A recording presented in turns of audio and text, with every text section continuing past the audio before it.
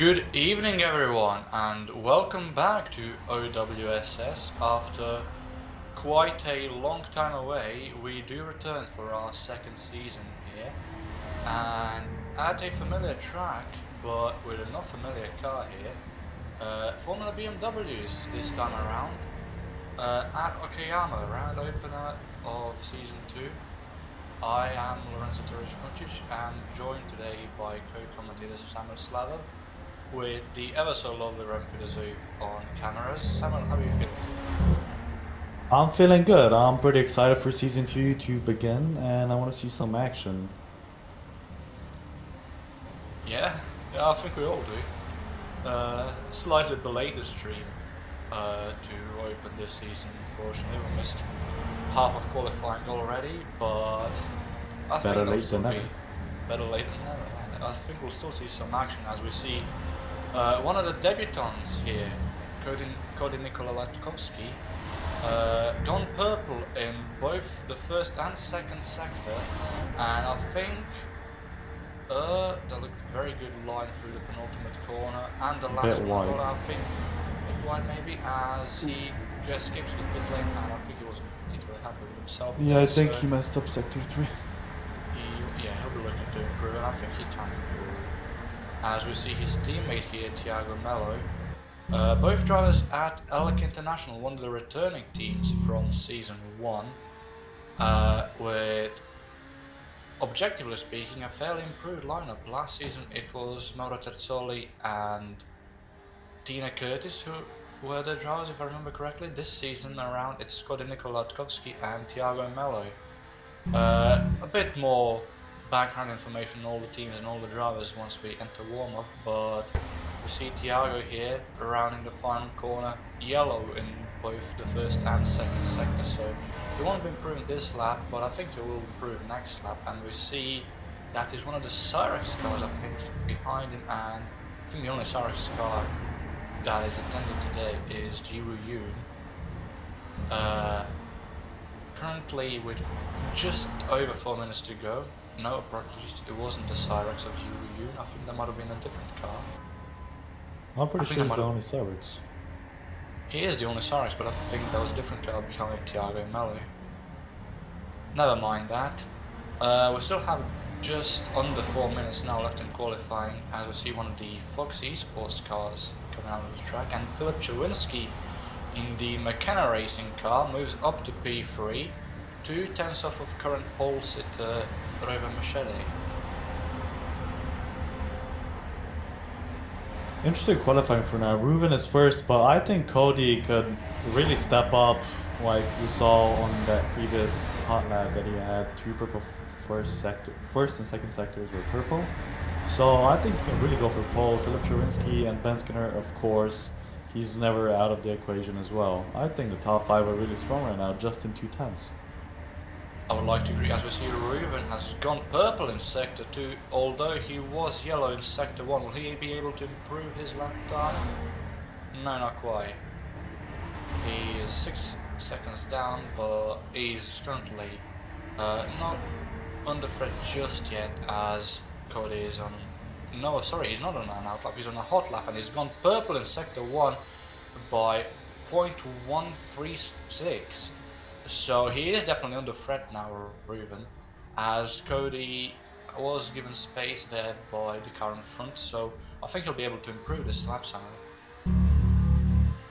Yeah, went very deep on the brakes into the corner, sliding the car around. These cars are very, very good with slip angle. You need to use it to go around the corner faster, or else you're at a disadvantage and underusing the car. You can see he's very hard on the throttle, but at the same time sort of gentle, so his car doesn't slide out too much. Pretty decent exit, a bit unsteady, but now he's coming into the final section and he's got 2 purple sectors. Is he going to improve his lap? I think indeed it will, and I think he definitely will sit up on pole position now. The question is whether he'll stay there by the end of the session, and he does. No, he doesn't. Misses out. Just misses out by 2/10 in the final sector. He must have lost that time somewhere, which is a question of where. As we see Ben Skinner here, one of the best drivers undoubtedly last season, He's also hunting for pole position currently. Purple is sector 2 and the green is sector 1. Looked a bit uneasy there on exit of the final turn though. I don't think he'll quite be able to beat Ruben here. And he doesn't. Ooh. Up to Yeah, P3, beats misses Chavinsky out. for P3, but not quite there. Look at the gap in the top 5. Still too tense. Very, very close racing. Even the top 10, top 12 is in 1 second, and the top 12 is points in the sprint race. So that's going to keep things interesting, and with many battles to come. Indeed, David. as we see Davide Zanini there, who was on for a better lap, unfortunately hit the curb there on exit of the final turn and spinning around. I don't think he'll have time for another lap, unfortunately. So at best, Davide will be P8 for the opening round. Antonis Paparinopoulos, another debutant here today, has gone purple in sector 2, green in sector 1. I think he might be moving up from P9 if he keeps it all together here in the final turns. As we see, Christian Glamsetter, I think, just moved up into P7, or was it Victor Bernard who moved up to P6? And Cody does beat out Ruben Machete for pole position. Antonis Paparinopoulos moves up into P7 from P10, and Cody Nikola Latkovsky, as it stands with 5 seconds left in qualifying, is our pole position for round 1 here at Okayama. Ruben Machete, he's still on a hot lap. And the question is, will he be able to beat Cody here? No. Not quite. Ooh, that was fairly dangerous from Ruben. Dropped across the track. Very unpredictable there, but fortunately enough nobody was collected. Victor Bernat, currently P6, was yellow in sector 1 though, unfortunately for him. Will Not he by be much able though. to? Not by much, and he has gone green in sector 2. While we were talking about Victor Bernat, one of the PMP cars of Kordian Krzyminski has gone up to P12. But let's keep our focus on Victor here for now, who goes into pit lane. So not much to focus on, as he eats some grass as well. David Jund has gone purple in sector 1 and the green in sector 2. There was someone off in the gravel there, but that's not as important. Can David Jund take a surprise pole position here? Ooh, oh my days. Very little, and beats out Ruben by 2,000s. 2,000ths of a second separates P2 and P3 there. But ultimately, as we see, there's still one more driver left on track, and it's the other Aquile of Mark Shilagi, who unfortunately goes onto the grass, and that's his lap over. So yeah, as it stands, it's over. Nikola Latkovsky is our first pole position of season 2 of OWSS. Elk International, the Macedonian driver for Elk International here with the best lap time, 31.405. Only 900ths behind David Junt in the Aquila racing car. Ruben Machete rounds out the top 3 with Ben Skinner in P4, Philip Chavinsky in P5, Thiago Mello P6, Victor Bernat P7, Antonis Paparinopoulos P8, Christian Glomsetter in P9, and Mark Shilagi rounds out the top 10. In P11, Davide Zanini, the first of the Valet Esports cars, Gordian Krzyminski in P12, the only PMP car today, Juho Sopanen P13, Magnus Ockenhaug P14, Cesare Rizzo in P15, Massimiliano Riboli in P16, Nova McKenna P17, Leila Petralia P18, Stavros Sarikas P19, Carl McManus P20, and there's still 3 other cars here, Eric Brennan in P21, Jiwoo Yoon in P22, and Oliver Taras, who decided not to set a lap time, so I think he's gunning for a last to first challenge there, although it remains to be seen how successful he is with it. I'd say, although we didn't see much action here in qualifying, again apologies for the belated stream, but that was a very, very good qualifying, I would say, Samuel. Yeah, that was pretty close indeed. The top 12 were in just 1 second, which is pretty good. We've seen closer qualifyings before, of course, but nonetheless, it's a new car. The circuit is the same, but people still have to get used to it, and there's plenty of rookie drivers this season. And now we'll move on to the warm-up before the sprint race. Who is your pick to win the sprint race? I don't know. I think with these cars, I haven't tested them, but I've seen footage of them being tested, and we've seen here in qualifying how they seem to handle how. I mean, it sort of appears like as if you're more loose, you're more in control, and the faster you go. So it will be interesting to see. I think turn 1 and the first lap in general will be very, very interesting to see how the people adapt to the crowd around them. I don't know how much practice the drivers today that we have done with each other beforehand, but yeah, waffle aside, I think it will be an interesting race, and I don't have a specific pick. I just hope we see some good racing today. Yeah, hopefully we do. I think for the sprint race, someone with more experience like Ruben Machete or David Young has a really good chance. Ruben, we know from GPWC, he can be good on the tires, he can manage them well. I think that's going to be also some factor because we've heard some complaints that the tires heat up too quickly, they wear too fast. And at the end of the stints, the tires get slower and harder to control. So maybe drivers are going to find it harder and harder the longer the sprint goes. Excuse me, 16 laps, I think he said 12. So yeah, we're going to have to see. Is anybody going to pit for the sprint race? I doubt it, but for the future, I most definitely think we'll be seeing a lot of pit stops. Absolutely, and I think while we're still in warm-up, I think we can have this opportunity to check out some of the debutants here today, both team-wise and driver-wise. Check on who's remained, who hasn't.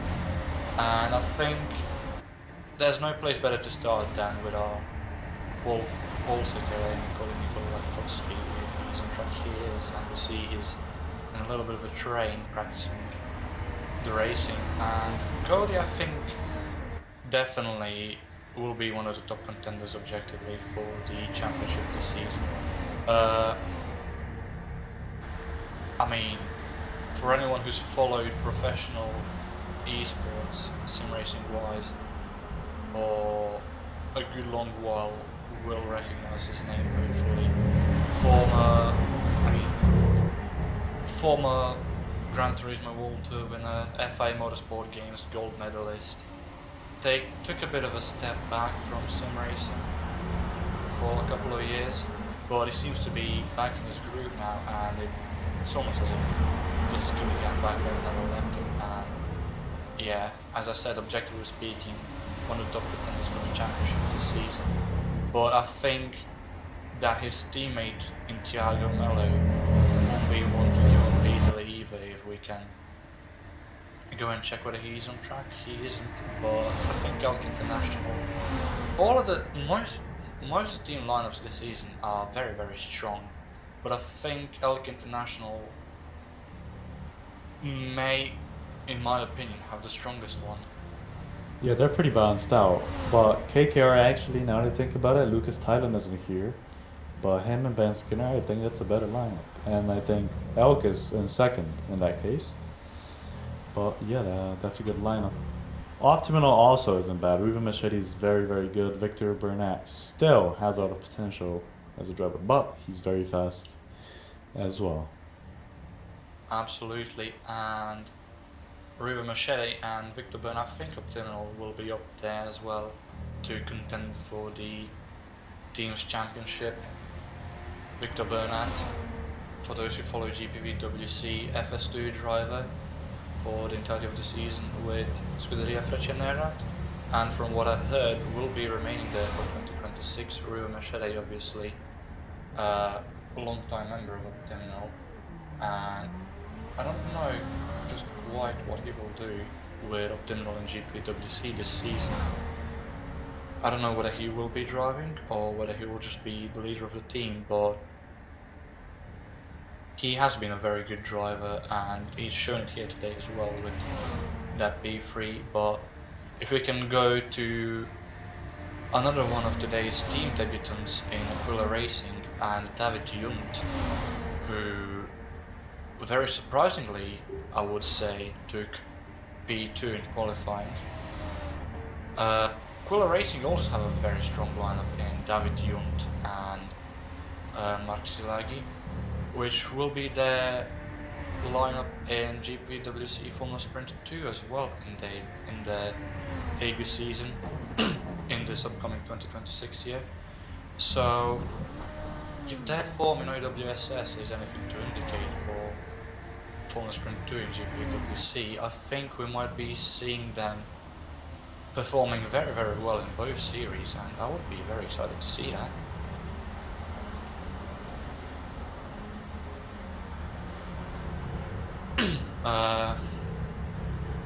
We have ended with warm-up, but I think we still have a tiny bit of time to check on some of our debutants.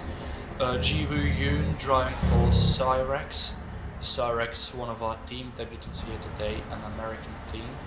Unfortunately, his teammate Brandon Tenorio isn't here today, but I think Zeeuw will be trying his best to perform as well as he can, as we see in the grass. Hopefully won't be seeing that much this season. Both objectively and subjectively speaking, I think Cyrex do unfortunately have one of the weaker lineups in this season, but I think that fact shouldn't deter the team from giving their all out there, and I think they can perform well. Who else do we have here? Vale are returning with both Davide Zanini and Massimiliano Riboli. Rizzer in Esports is a new team on the grid, Brazilian team, with a fully Greek lineup in Antonis Paparinopoulos and Stavros Sarikas, as we get ready to go into the race. And hopefully Samuil comes back, because I do see that he isn't here currently. Yeah, I'm back.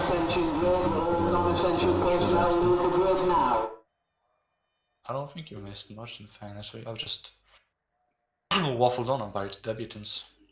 True, true. Anyways, as we get ready to go into the race, we will have a formation lap as well. So yeah, I think we do have a tiny bit more time to maybe talk about some of the debutants here today. McManus Motorsports, another team who will be on the GPWC Formula Sprint 2 grid for 2026. Oliver Taras, one of their drivers, who will be starting in last position today. And Carl McManus, the team owner, who, to my knowledge, won't be driving in GPWC, but is driving here today and is starting in P20. So I think Oliver Taras, obviously he hasn't set a lap in qualifying, so his starting position isn't indicative of his skill set, but I don't know, I think it'll be interesting to see how they perform this season, as all the drivers appear to be on the grid. And as Formation lap starts. it does appear as if Brody has maybe jump started the formation lap, maybe, or are we still waiting for it to properly start? People are slowly rolling off the grid, but it's only the left-hand side grid slots. It's only Machete and Latkowski who have gone so far. Everyone's kind of bugged out. Something's happened that's not quite right. As we see someone speed by.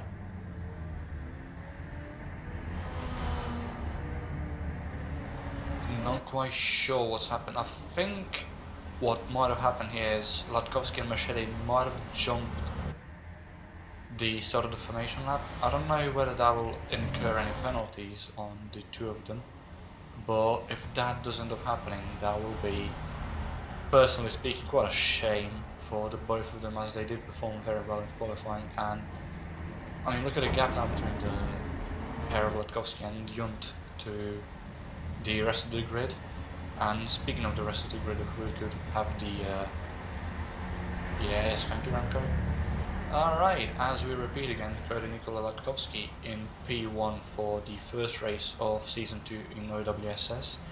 David Junt in PT, Ruben in P2, Machete in P3, Ben Skinner in P4, Filip Czerwinski P5, Thiago Melo P6, Victor Bernard P7, Antonis Paparinopoulos P8, Christian Glomset at P9, Mark Siragi rounds out the top 10, Davide Zanini P11, Kordian Krzyminski in P12, P13 belongs to Juha Soppanen, P14 Magnus Hockenhaug, P15 Cesare Rizzo, P16 Massimiliano Ripoli.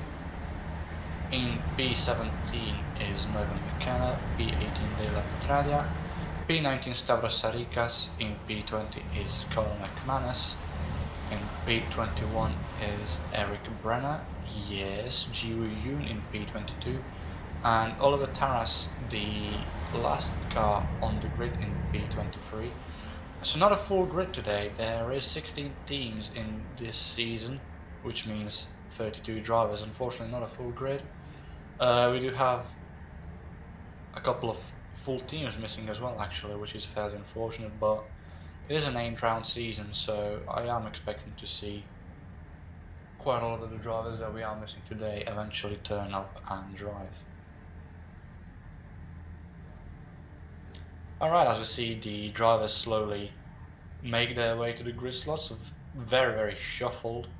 As we see, there's people from all the way up at the front who are still pushing their grid slots, while there's people in the back who already parked up, you could say. Anything? Who's that yellow car? Is that the valet? There's 2 yellow cars. There's the Provera today of Cesare Rizzo, and there's... And the Excellion, yeah. And the Excellion of Eric Brenner, and also the 2 valets of Riboli and Zanini. I did see someone in the pit lane, so I think someone is having a pit lane start. And we're still waiting on David Junt.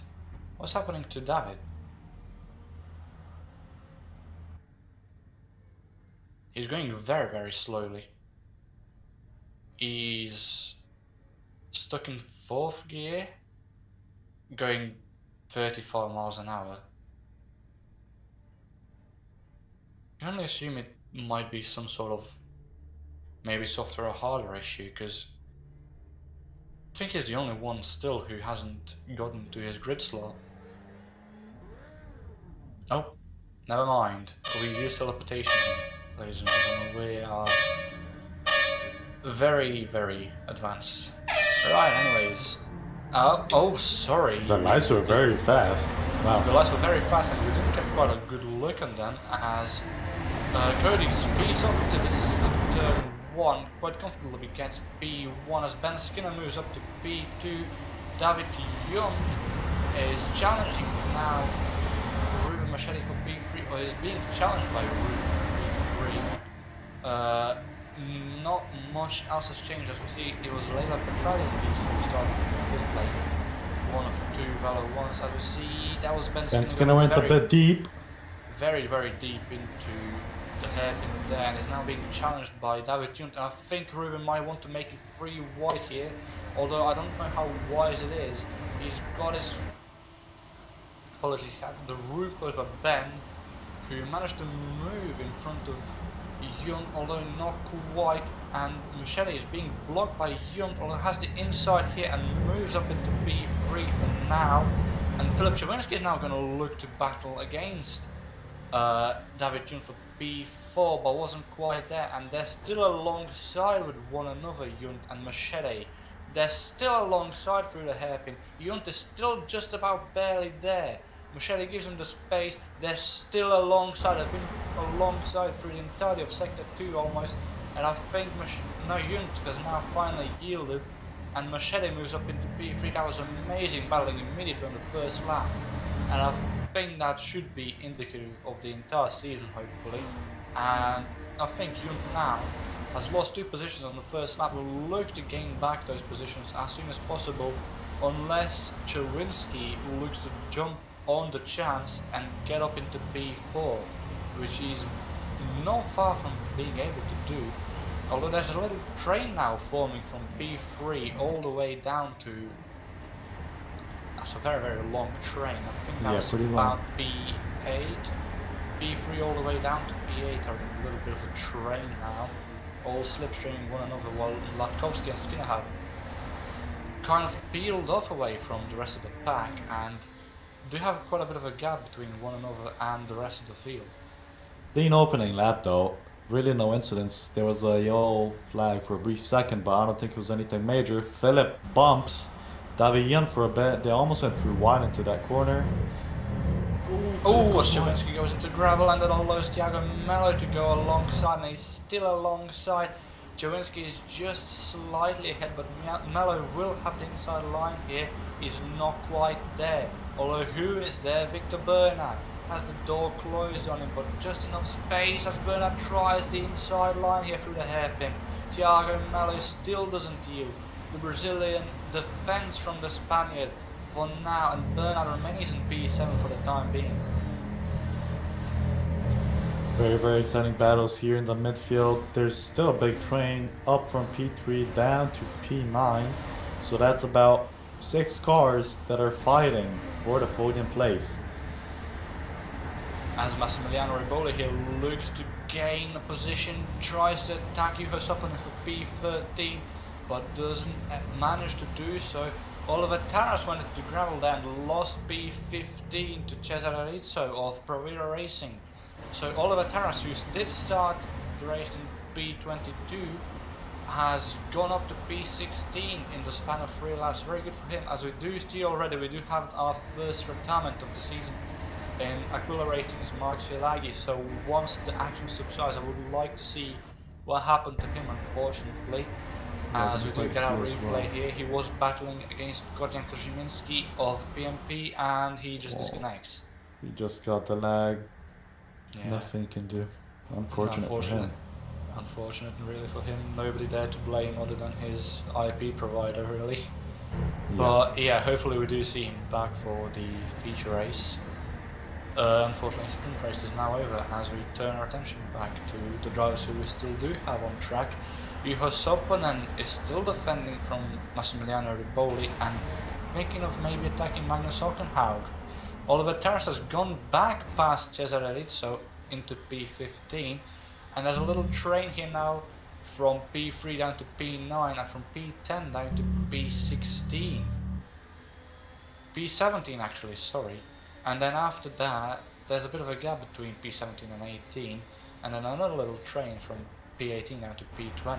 As Oliver Taras makes a lunge on Massimiliano Riboli, will he be able to make it stick? Not quite, as Riboli has the inside line here, and I think Taras will be trying to make a move into the hairpin here.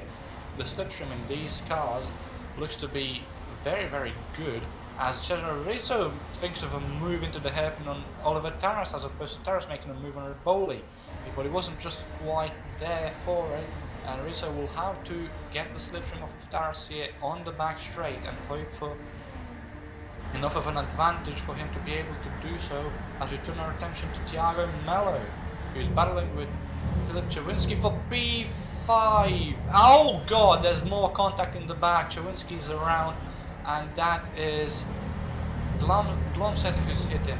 Krzyminski moves up into P8. Bernard and Paprenopoulos also had contact. It's a question of how significant the damage they received was. As now Glomset makes a move on Chewinski into the hairpin, very ambitious but makes it stick. Chewinski is now sliding around, he definitely has quite a good bit of damage. Ockenhaug will now try and make a move on him. He has the inside line here into the penultimate corner. I think Ockenhaug will be able to make it stick, and he does. Chewinski goes into the pit lane. Hard break for the pole there, as after contact with Mello definitely has damage. And it's going too wide. I think that's Soponen. There might have been Soponen with Taras, who moves up into P12 now. So Taras has disposed of both valleys. Soponen is going very, very slowly, and now both of the valleys have gone past him, as well as the Provera of Rizzo. And Soponen has lost 4 positions in 1 turn. What's happened to the Finnish driver here? Yeah, probably some incident. I'm assuming Oliver Taras braked in late, just misjudged by a bit. Ooh, contact! Oh no, contact, and Rizzo is off the track. He manages to save it before hitting the wall, and he will be able to continue. What happened there? It looked like he tried to squeeze into a gap that he saw Riboli leaving, and Riboli didn't quite expect it, slowed down a bit while Rizzo was speeding up, and Just unfortunate contact. We see Chewinski from that. I mean, from collected others as well. Yeah, Bernat and Glomsetter both hitting Paparinopoulos, who was lucky to escape, but from the angle we saw there, it just looked like Chewinski. Oh yeah. That's not really the corner to make a move. It's Yeah. Cherinski's fault, in my opinion, just a bit too deep. I would like to see it from the point of view person. of Filip Chewinski, as Yeah. from that angle it looked like he just sort of outbraked himself. Yeah. I mean, he had the right to be there, but he was just a bit too deep, a bit too late. That corner is very, very hard to go too wide, and so. Yeah, very unfortunate there for Filip Chewinski, but I think it is definitely his fault, but I think the penalty has already been served, as he is now down all the way in P17, so yeah, very unfortunate for the pole, but hopefully the feature race goes better for him, as his teammate Nova McKenna moves up into P18, overtaking Eric Brenner. Ruben Machete has caught up to Ben Skinner here now. It's lap 6 of 16, and Skinner has lost ground on Latkovsky, but Machete has gained ground on him.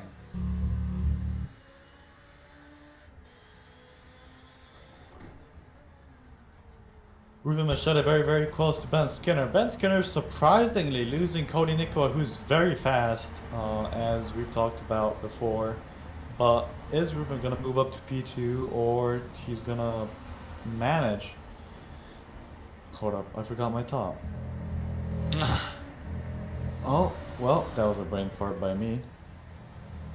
You can continue. It happens. Continue? Yeah, we should.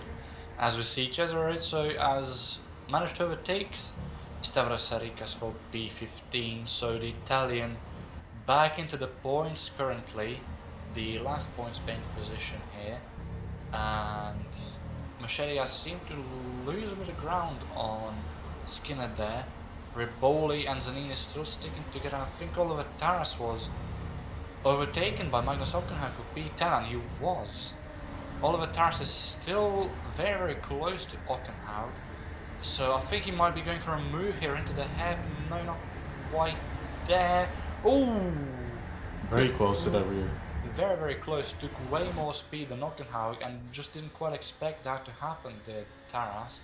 Although he's very close enough here to be in slipstream range and overtaking range for the hairpin front, as we see Glomsetter in front has disposed of Kordian Krzyminski. Taras has disposed Good of... move. Ooh, the other Fox car. That's the other Fox car of Glomsetter. And what happened there to Christian Glomsetter, as Oliver Taras now overtakes both Fox Esports cars in a turn and a half, essentially. Kordian Krzyminski was involved in that battle with Glomsetter, so was there any contact between the two? Or was it just a matter of Glomsetter? Ooh, very, very, very deep. He almost saves it, but that's really hard. Just misjudged it by a bit. Yeah, misjudged the braking, locks up. Managed to almost save it, but not quite. Fortunately enough, didn't collect anyone, but has lost 3 positions due to it. As Glomsetter is now behind Ockenhaug, and it looked like Ockenhaug might have been letting him through, as Skinner is now fighting Machete for that P2 spot, and Machete has the inside line here for the hairpin, so Skinner might be under very serious threat, and Machete is just about in front for now. Ben went very wide. He goes very, very wide, and he's still in range of slipstream to be able to overtake him back, but Machete, I think that was a very lovely move, and he set himself up very well for this back straight. So I don't think he'll just be able to do it, as we see Krzyminski in the back, as we see Skinner locking up as well and not being able to overtake him. Ben Skinner really wants that P2, but he's really destroying his tires, in my opinion, braking that deep and that late and that hard. Maybe he's going to struggle with the later laps. Thiago Melo isn't too far behind. Maybe Elk can get their first double podium. I think Elk might be on for a 1-2 here as things stand, because Skinner and Machete are wasting their tires away, finding each other, and Melo has closed the gap on them. As we see, Cesare Rizzo was off in the grass, so something happened to the Italian, but something has happened to Korczak Ziemiński earlier as well, because we did see him up in P8, but he's now dropped all the way to P14 after a battle with Oliver Taras. Was there any contact there? As we see the car in front of Rizzo in no mechanic going very, very wide there out of that double left-hander. Rizzo is still under threat by Lella Petralia behind. Thiago Mello has closed the gap massively here to Ben Skinner as Machete has peeled away from the Englishman. And a bit of grass there by Machete, and Mello, I think Mello will be in overtaking zone here. He's very, very close, and I think he'll be able to do exactly what Machete did the previous lap, although he thinks better of it. I think he'll try and do it on the back straight, because look at this. Look how much better Skinner took that hairpin as opposed to Mello. And look at the slipstream now that Skinner is getting off of Machete's car. And now this is it's a slip train really, because Skinner's getting the slipstream off of Machete and Mello's getting the slipstream off of Skinner. Oh, what that a was deep very, break! very ambitious. That was He very surprised Ben ambitious. Skinner. And he managed to pull it off. Thiago Mello take a bow, and he's up into P3, and I think he'll be gunning for P2 here as well. And he's not far from Machete either. As you see, Ziemiński went up into P12 in the back and now back again into P14 after a split second. But Yeah, I very think, good.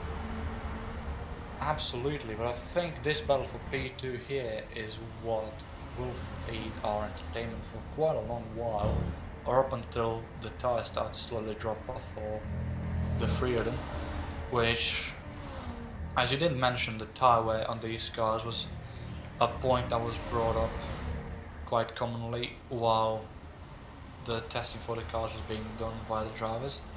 I don't think the sprint race will see any pit stops unless necessary, like we saw in the case of Chowinski.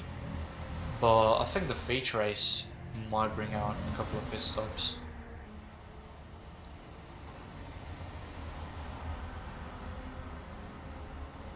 Thiago Mello, very patient driver from what I can see. He waited for the opportunity, he knew he had a better chance and that he wouldn't get re-overtaken after that. And now he's going to do the same thing. He's going to pull out to the left side this time. Is he going to be deep on the brakes, or Ruben is going to go deeper? Let's see the corners approaching. They're pretty much equal. There's a bit of contact. Ben's going to looking to squeeze into the gap. Ooh. No, he backs out. That was very close, almost contact made. Very smart decision there by Skinner to not push his luck. As you said, very close to contact there. Luckily no contact. I think if there was contact there, it would have ended badly for Mello. That looked like an angle in which, with the physics that R Factor 2 has, he would have unfortunately been spun around. Yeah, most definitely. But Mello is still not far from Machete, although the thing with that is that he isn't very far from Skinner either. He's in a bit of a sandwich now. He's in the same position that Skinner was 2 laps ago, where he was getting slipstream off of Machete, and now he's getting slipstream to the car behind. He is very close, and he's getting a lot of slipstream here. Thiago Mello moves to the inside. Will he be able to pull it off? He is not quite yet. Machete will have the inside line here for turn 2. I think Machete will be able to defend just ever so slightly. And they still look now Ben Skinner's there. No. Ben Skinner is now here, and he might look to gain 2 positions in 1 turn. This is amazing racing that we're seeing here. And Skinner sticks to the inside of Mello. He is given adequate space, but he isn't able to pull off the move just yet. Machete stays in the middle of the track, not quite giving slipstream to either of them. No, sorry, he's on the right side of the track, giving slipstream to Skinner, but Mello manages to pull in front of him. Skinner now getting slipstream off of Mello, and Mello getting slipstream off of Machete as Skinner pulls to the side. He disconnected, or something on his wheel happened. His wheel just fully turned to the left. We can see that probably on the replay in first person, I assume. I'm pretty sure something happened to his hardware, because there's no way you would do that. Issue? Was I that think a hardware so. issue or just extensive laser action? No, I don't know what happened. I don't know what happened. He looked very out of control with the car there, like he just entered ice. He didn't lock up. He doesn't look like a lockup, he just looks like he lost control of the Slid car. out. I don't know what happened there. That's very weird. There's nobody to blame there. but I think his rear's locked up either. It doesn't look like it. that's a very, very weird incident. As we turn our attention back to an incident behind us, Cesare Rizzo. I mean, what Wow. else? What is there to say?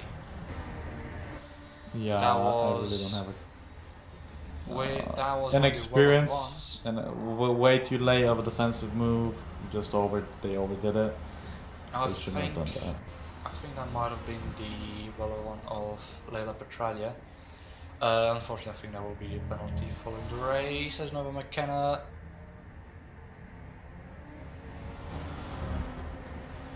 I mean, not as bad as it could have turned out. Still Could have been unfortunate much for worse. both drivers though, as I think that was Eric Brenner who went past both of them. I think that was Petralia and McKenna who were involved there. As we see, Carl McManus has DNF'd as well. And Thiago Mello is now in P6 as well, so something happened to Mello while we were looking at the replays. So now it's P2 and P3 for a terminal. And Thiago Mello is now attacking Ben Skinner for P5. It's all over again. Skinner goes very, very wide and loses P6 as well to Antonis Paparinopoulos. Oliver Taras isn't far either, who's done a massive, massive race, moving up from P23 to P8. Might want to look to get into P5 as well. If he managed to do that, hats off to Oliver Taras as we get to see what happened to Thiago Mello. Oh, he kept on the throttle for sure. Oh, very hard hit there. And I'm surprised he didn't lose his front to rear wing. Yeah, Yeah, he so- didn't want to let go of the throttle there because he didn't want to lose more time, but that ends up costing even more. Ooh, very close to contact there with all three of those drivers. Just a rookie mistake. Rookie mistake by Thiago Mello. Yeah, very unfortunate, but he's still in top 5, and Antonis Paparinopoulos though is not far from him, although Skinner is eyeing a move on the Greek driver there, and I think he might be able to set one up on the hairpin after the back straight here, if he gets enough slipstream. As we see, Soppinen overtakes Riboli, and Riboli is dropping position. Something has happened to Massimiliano Riboli, and I mean, it's just... Spun around somewhere. I'm assuming that's what should have been. What The has case. happened to him? Was there any contact? Or was it just the Oh, curb? It two was the tires. 2 tires on the grass, 2 on the Ooh, curb. very heavy hit and gets rubber banded onto the track, fortunately enough. At least he spins it back Unfortunately around to the enough for grass the and rest- moves out. Fortunate enough for the other drivers, they weren't close to him, but I mean, it's just unfortunate how many times this has happened to Massimiliano Riboli over the course of the 2025 season in Formula Sprint 1 GPWC, and I mean, it seems like his bad luck keeps following him wherever he goes. He just can't catch a break, the poor man. And hopefully he does better in the feature race, as we see Magnus Hockenhaug here battling with Cesare Rizzo for P16. And that's some fairly... Ooh, Hockenhaug looked for a gap that was not going to be there. Although beforehand, I would say that was some very good defensive driving from Cesare Rizzo. The question is, can he keep it up for another 2 laps? You know who's having a really sneaky good race? Anthony's Paparinopoulos. He's doing great. You are right. You are right indeed. He did qualify in P10, I think it was, and he's gone. No, he qualified in P8 and he's gone up 2 positions. Although I think the driver of the race easily is Oliver Taras. And Yeah, most definitely. Paparinopoulos' teammate Stavros Sarikas has gone up 7 places as well. So he's having a very stellar race indeed as well. Both of the Rizzarin drivers are having very good races, as Oliver Taras here, the man who's gained the most positions, is looking to gain some more. He's battling Ben Skinner here for P7. He's not quite there, as Skinner looks very, very loose on the rear end. I think he might have sustained some sort of damage from just sailing out. His tires are probably a bit worse as well because of that. No, absolutely as well. He had to go over the gravel, which might have impacted him as well. And Oliver Taras, I think he'll be able to set up a move here into turn 1. Skinner doesn't look to be getting any slipstream from off of the car of Paparinopoulos. And Taras moves to the inside. Will he be able to make the move stick? He does. Skinner makes a sneaky switcheroo and he makes it stick. Amazing move by Ben Skinner. The old there. switcheroo. the old switcheroo indeed, Daniel Ricciardo classic. As we see, Massimiliano Riboli has finished his race a lap too early, and I mean that's just unfortunate for the Italian driver. Again, bad luck seems to be following him wherever he goes, and hopefully, I mean, it stops for the feature race. As we see, Ben Skinner was very slow off of that hairpin there, and Oliver Tarras now, that allowed him to get almost entirely on the back of Ben Skinner, although he will have to go the long way around. A slight bit of contact there, bumping tires. Around the outside. Or around the outside, and even if he didn't make it fully sticky, he would have the inside line here.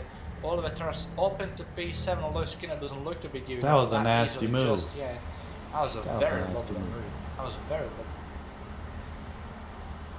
As Oliver Tarras is now in P7, as we see Zeeuw, I think that is, being lapped, slightly impeding Oliver Tarras here, and yeah, driver needs to move out the way. it's a very tricky part of the track to move out of the way for someone, as Oliver Tarras seems to have bumped Zeeuw there a bit, and he's now under threat from Ben Skinner. Ben Skinner's pushed all the way to the pit wall, although he's still alongside Oliver Tarras and makes the move work. Ben Skinner up into P7, very significantly helped by a lapped car of Zeeuw there, who held up Oliver Tarras for about 3 turns, and then, I mean, Jai didn't really look at his mirrors. Again, I do understand that it's a slightly tricky part of the track to let a car through, but there was a place. You can just slow down to the side, and that's going to be enough. Absolutely, and Oliver Tarras is now on the final lap going to look to regain back that E7 from Ben Skinner. Ben Skinner choosing to stay on the outside, but he's going to squeeze him on the inside. Oliver Tarras very, very deep brake. He's not going to make it. Oh, he does make it, but it's way too much of a send. Way too much of a send indeed. And Oliver Tarras is going to have to settle for P8 for now, as Cody Nikola Latkovsky. I mean, we talked about him in the warm-up. We mentioned his accolades, we mentioned his skill, we saw how he was in qualifying, and I mean, we've said that he'd be one of the main contenders for the championship. Brilliant race for him. Brilliant race with an 11.5 second gap to P2. I think he's just proven us right, and it will be potentially an optimal P2 and P3 here, with Machete in P2 and Bernard in P3. Thiago Mello was very close. No, that was David Tunes, sorry, who was close to P4. Mello in P5, Papadopoulos P6, Skinner in P7 in the end, Tarras P8, Glomset at P9, Kordian Krzyminski here. Oh, he's gained P13. No, he hasn't! No, he hasn't! Kordian Krzyminski gets spun around by the very, very loose Filip Chawinski out of the final turn. I think he might not be even able to get P14. Cesar Rizzo was right there. I see a battle for P16 here between Eric Brenner, Magnus Ockenhagen and Leila Petralia. There's battles all around as Magnus Ockenhagen tries to make a move on the inside of Eric Brenner. He's there. He is still there. Magnus Ockenhagen and Eric Brenner. This will be a sprint race between the two Norwegians to the finish line. Who will win it between them? It's Eric Brenner in the end. And I think Petralia beat Ockenhagen as well. I think Petralia, yeah, she got to her. Just by a bit. Just by a tiny bit. Ever so slight gap that Petralia managed to achieve over Ockenhagen thanks to the slipstream by Eric Brenner. And that was certainly a very, very exciting race, and I mean, as we take a look again at our race winner, and I think we can't say anything other than Cody Nikola Latkovsky, welcome back and congratulations on being the first winner of OWSS Season 2.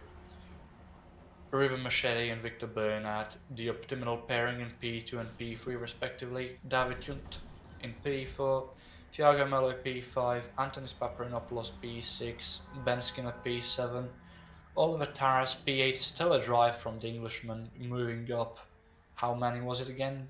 16 places? I think so. Christian Glomsetter P9, David Isidini rounds out the top 10. In P11 we had Juho Sopanen, Stavros Sarikas, also a stellar race in P12. Both of the Risen Racing esports cars had a very good race. Filip Chowinski in P13, Kordian Krzyminski in P14, Cesare Rizzo in P15, Eric Brenner P16, Leila Petralia P17, Magnus Hockenhaug P18, Nova McKenna P19, and Jiwoo Yoon, the only driver to have finished the race a lap down.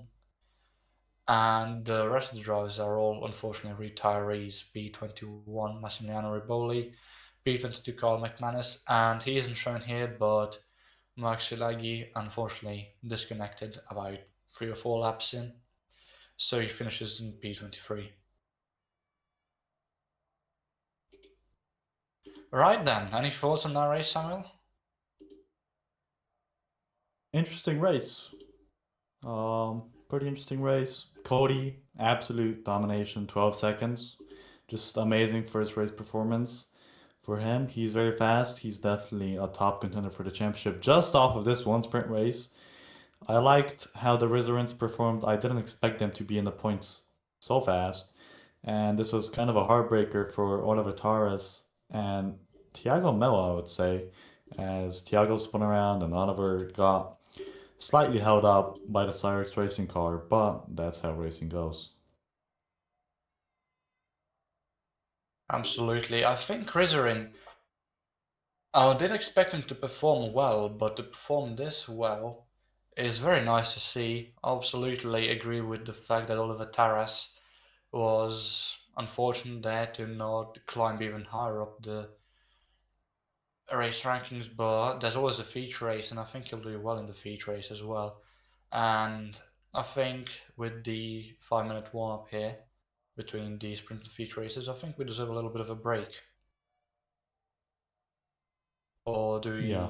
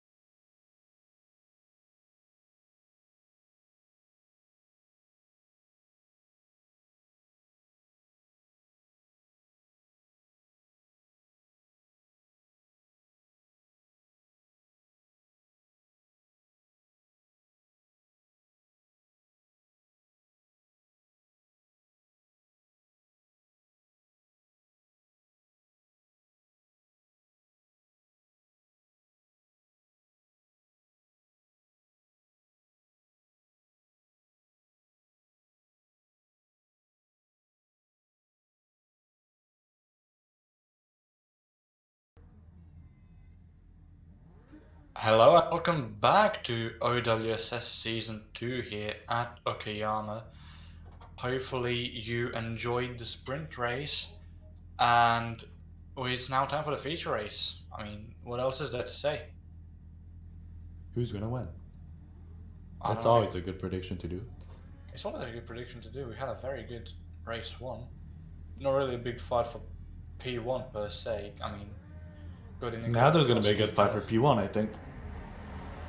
I think there might be a fight for P1 here in the feature race, seeing as the grid is the top 16 from qualifying reversed, which means if we get our graphics up, thank you Remco, which means that, there we go, Massimiliano Riboli, who unfortunately DNF'd in the sprint race, is now on pole position. Cesar Rizzo in P2, Magnus Okayama P3, Juho Sopel in P4.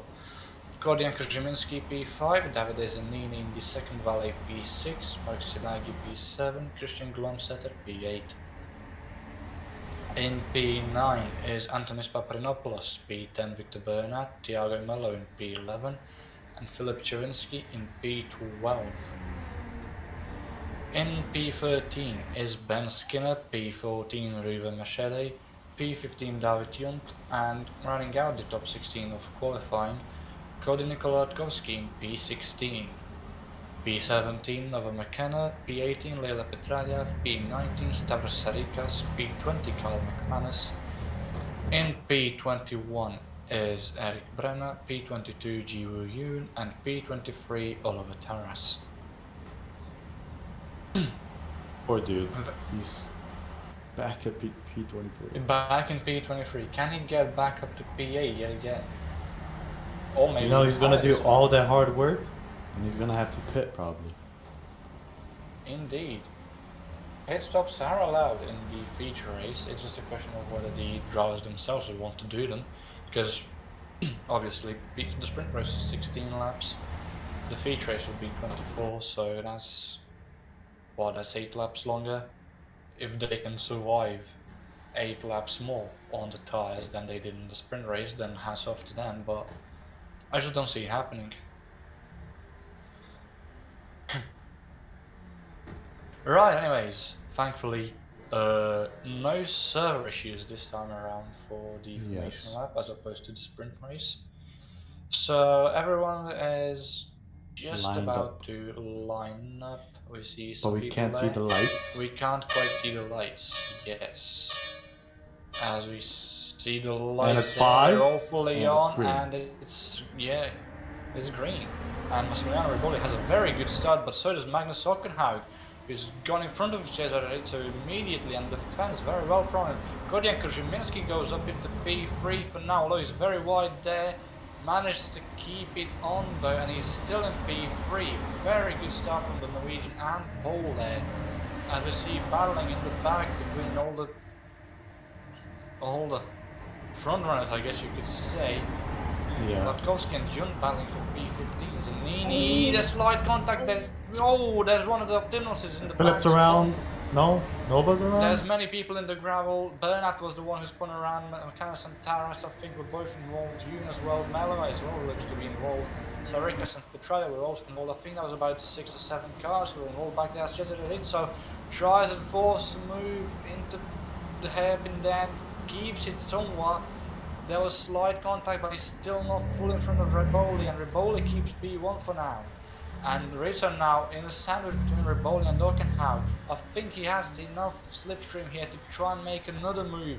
And he does slight contact. Aggressive. Very aggressive slight contact. But Rizzo's gets into still P1. in P1. He's still in P1. And he's Can he defend? back. Can he defend? Riboli slight contact there with Okkenhaug. Zanini, second valet up into P3. It's a P2 and P3 for valet as it stands. Very, very good start for the Italian team and the British team. What a move. What a move indeed.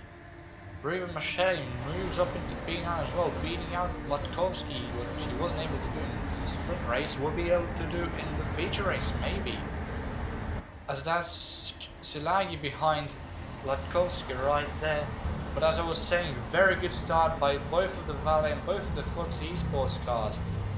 A 2 and 3 for Valley at the moment, and a 4 and 5 for Fox Esports. Gordon Krzyminski looks to spoil the party though. He's attacking very aggressively on Christian Glomsetter, and Paprinopoulos behind is defending from Ben Skinner for now. Paprinopoulos and Skinner both moved up quite a lot, I'd say, in P7 and P8 at the moment. Michele P9, Latkovsky P10, Suragi P11, Sopanen, Chavinsky, John McKenna around at the points as it stands. Miller looks to have recovered ever so slightly from the contact on lap 1. Brennan P17 and Karl Ekmanis has unfortunately DNF'd on the second lap of the race. Hard break for the Scotsman yet again. The second race today that he hasn't finished.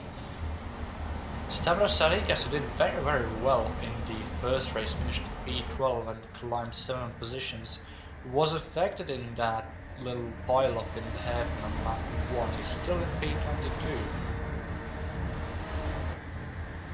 Fun opening laps. I think people forgot for a moment this is a feature race and started being a bit too aggressive in opening laps, getting greedy for positions up so early in the race, but now things have seemed to calm down.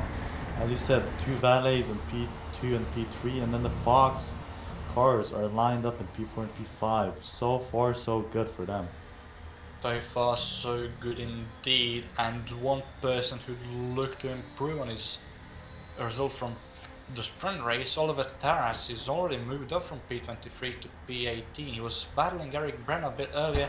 Christian Glomsetter looks to be capitalizing on his teammates' unideal line there, and he does. He's up into P4, so Glomsetter might be the one attacking the 2 Valleys here, as Oliver Taras is battling here with Victor Bernard, who was also affected in that little pile-up in lap 1. Bernard has the inside line, although Oliver Taras has more speed. Will Taras be able to stick it? Not quite yet, although has the inside line here for this double left-hander and goes in front. Bernard looks to make a switcheroo. Will he succeed? Not quite. They're still alongside one another, coming onto this little straight before another left-hand hairpin. Since Bernard has the inside line, they're still alongside. Taras has the inside line now. They're still alongside through the turn, and Taras just manages to edge out the Spaniard here and go in front. As we see, Machete seems to be dropping. Someone spun there on pit entry, and I think that might have been one of the... I think that's Ruben. Well, it was Ruben Machete. So what? Ruben Machete, something has happened to the German there.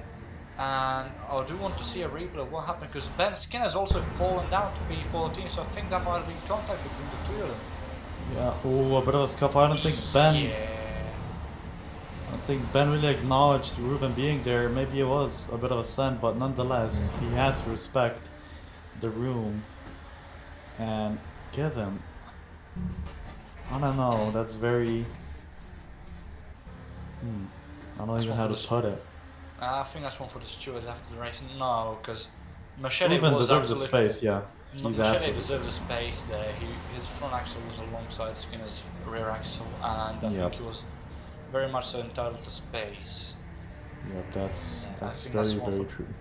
Again, one for the stewards after the race, and Skinner is already moving up ever so slightly. He's gained 2 positions back from what he lost, as we see Juho Sopanen now is dropping all the way to P19, and Juho Sopanen is out of the race. Very unfortunate there for the Finnish driver, but what's happened to him? Because he seemed to be battling with Noah McKenna, I think it was, because he was in P14, right behind Chavinsky and Skinner. So was it a mistake by the driver himself? Was there contact? I'd like to take a look on that a bit later, as we now do focus on the battle between Latkovsky and Riboli. Riboli has dropped down from P2, I think it was, now to P4. Oh, Riboli very wide there, trying to defend. Latkovsky not quite there. Look, Ziminski now looks to gain what he lost earlier, and he's very close to the 2 in front. Although Ockenhaug behind has also dropped far. Ockenhaug was in P3 earlier, no P4, sorry, and is now in P7, so something has happened to the Norwegian, as well as the Italian. Oh my, very, very close there. I think that Riboli didn't expect Krzyminski to go for the gap there, and that also ended very badly, as Latkovski now has the inside line for this turn. Riboli locks up his front right. And I think that Paparinopoulos has gone through as well. Slight contact there between Paparinopoulos and Riboli, which allows Okkenhaug to go through on the Greek as well as Krzyminski. Krzyminski now is the one behind Riboli. This is a four-way fight here for P5.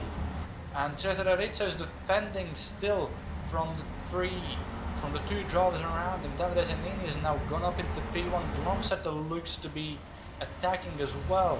Rizzo is still holding on very, very well these 5 laps. Congratulations to the Italian driver, but I think Zanini has now gotten big enough of a gap to leave the Provera car behind, and Zanini now currently in P1. Glomsetter looks to be getting quite a lot of slipstream from off of Rizzo.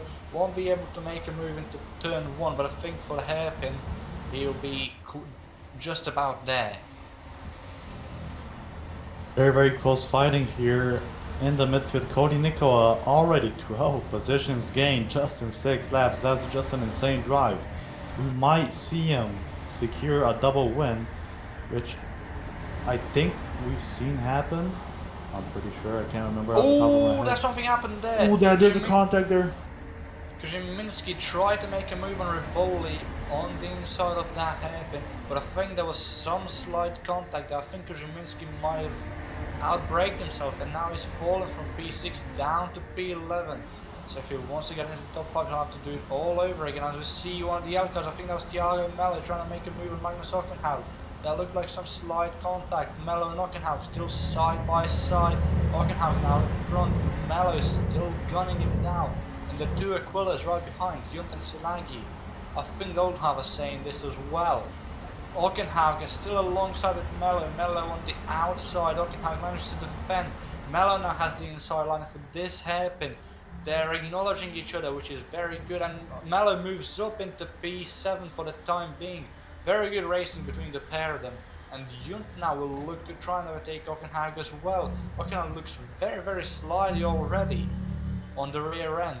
Junt will hope to get enough slipstream off Okkenhaug's car here to try and make a move into turn 1. I think he might be able to. He looks very, very close. No, not quite. Silagi has been overtaken by Krzyminski. Glomsetter has overtaken Rizzo for P2. Latkovski is leading that train. Now, actually no, apologies, the gap between Latkovski and Riboli is 3 seconds.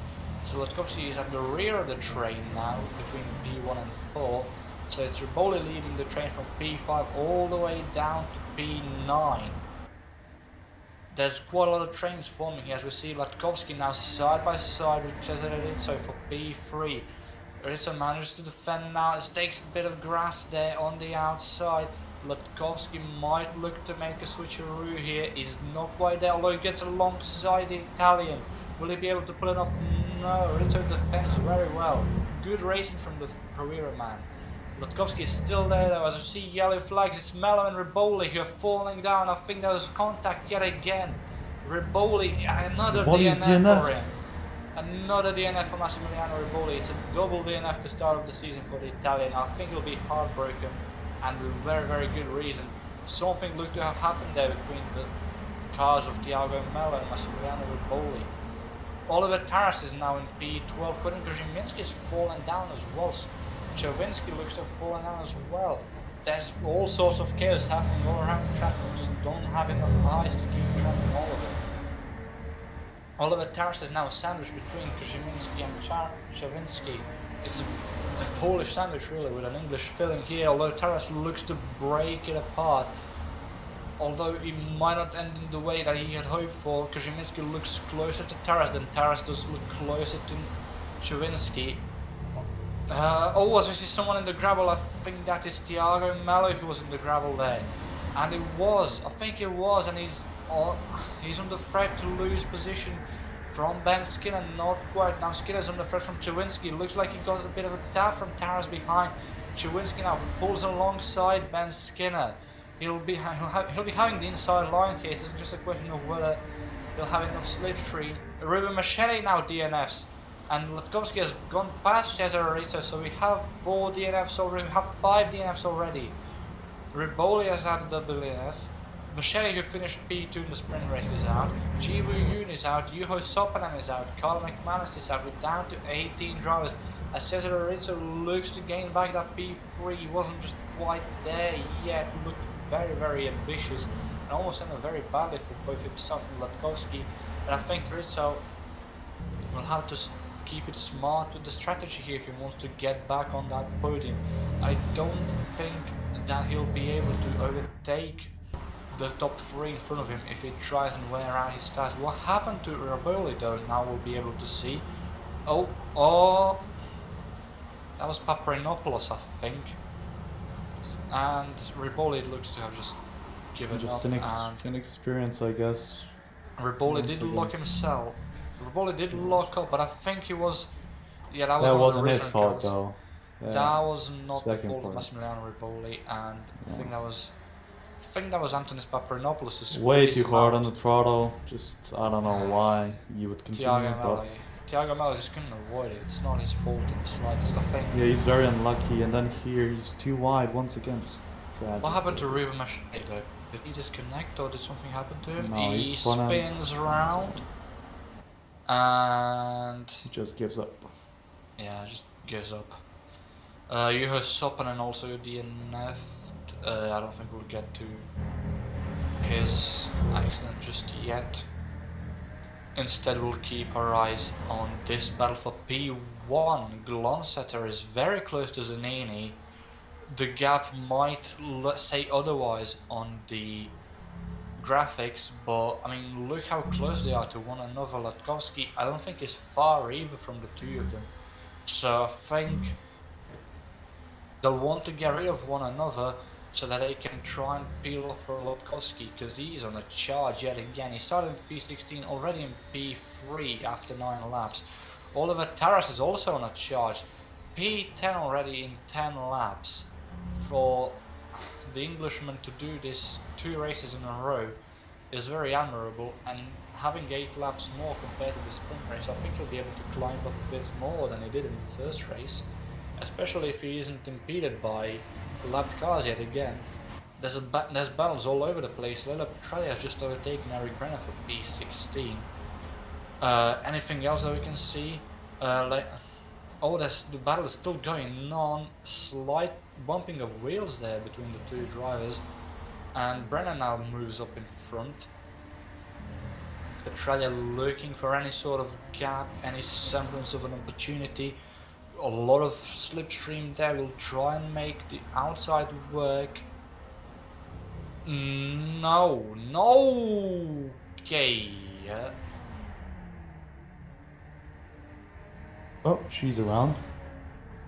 That battle's ended, but the battle is still ongoing for P9, P10 between Ben Skinner and Oliver Taras. Their rivalry is carried on. Don't forget the battle P1 as well. P1 as well, Zanini and Glamset. I told you that that gap is smaller than it looks like on the graphic. I mean, look how far alongside they were with one another, and Latkovsky is also still there. Rizzo looks to be a bit further away from the 3 of them, and I think they're just wearing each other out. As I said, they would have wanted to clear each other as fast as possible to peel away from Latkovsky, and what they've done is they just reeled Latkovsky in on both of them. Glomsetter makes a very ambitious move down the inside of turn 1. There's a bit of contact. Cody's trying to... He's already down the inside. He's down the inside of Glomsetter already. They're alongside now, and I think Latkovsky... He's gonna get... No, it's gonna be... Glomsetter's gonna get the slipstream. No, it's alternating the slipstream between Glomsetter and Latkovsky that Zanini is doing. Latkovsky has to take the wider line, although he's still alongside Glomsetter. Now it's just a matter of question of who will get more slipstream off of Zanini. Rizzo's also come to the battle. Rizzo's also returned, indeed. And Glomsetter was the one who got less slipstream. And Latkovsky will try and make a move here down the inside of Zanini. And Rizzo thought about a move on the outside of Glomsetter as well.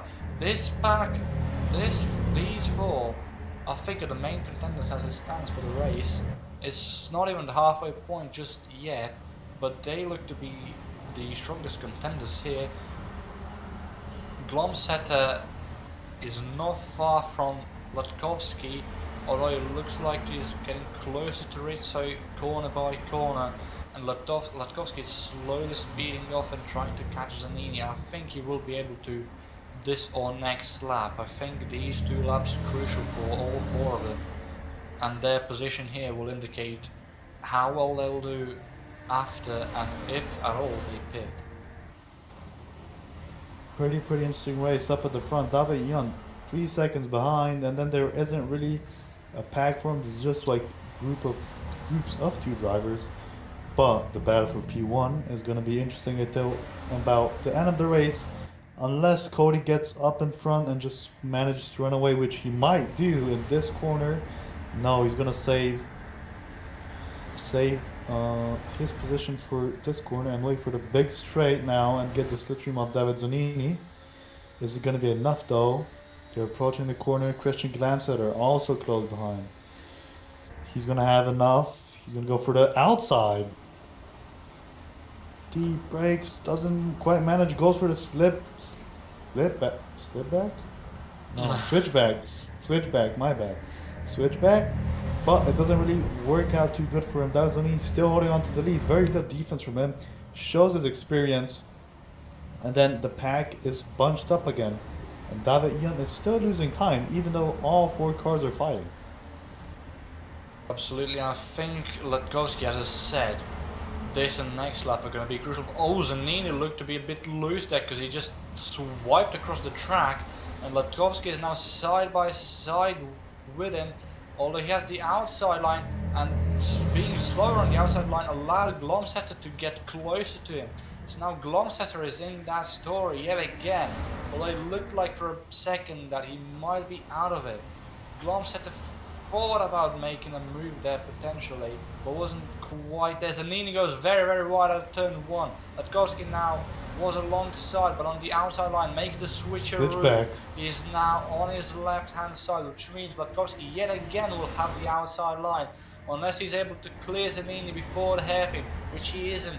Oh, Zanini dives, slight contact there between Zanini and Latkovsky, and Glomsetter against 2 positions. Rizzo is also there. Rizzo is 3 wide down the back straight. It's 3 wide for P2 down the back straight. Now it's two pairs of 2. Oh, now it's 4 wide, everyone's here. It's 4 wide. Latkovsky's gone on the grass there to try and get in the back. Glomsetter is still in front. Rizzo still in P2. Latkovsky has the inside line though. Rizzo now in P3. Latkovsky moves up into P1. Zanini moves up into P3. Glomsetter has lost P1. This is amazing racing, ladies and gentlemen, here. Rizzo lost the podium yet again. He looked to gain it back yet again. Latkovsky now leaves the race. After 13 laps, he's gone back into that lead that he relinquished after the sprint race ended. Will he be able to hold it though? Glomsetter is still there. Zanini is still there. Rizzo is still there. David Junt has now closed in on them. Thiago Mello isn't far either. Antonis Paparinopoulos looks fairly close as well. This is a sea of hungry sharks here, all looking to win the race. Which one will prevail though here? Oh, someone's gonna David Zanini has spun. It's David Zanini who's,